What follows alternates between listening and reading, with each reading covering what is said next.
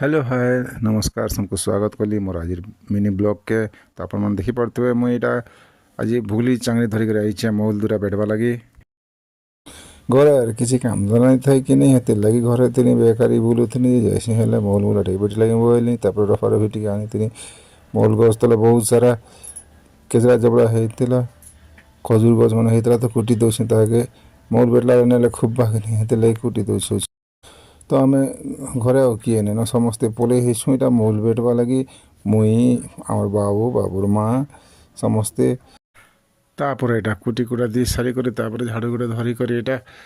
महुल पत्र सब गुटे दी गदा कर बसली महुल पत्र गदे सारापर माची भूसा मारिदेमा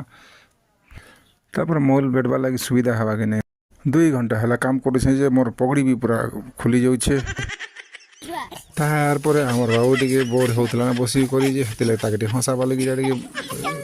मजा करदेनी बाबू हंसीदेला मूल कर पतर पुतर गदा कर सारी कर पलानु घर के डायरेक्ट आम पले कर बंद के पलासु गाधी गाधी कर भागे आईसु घर के।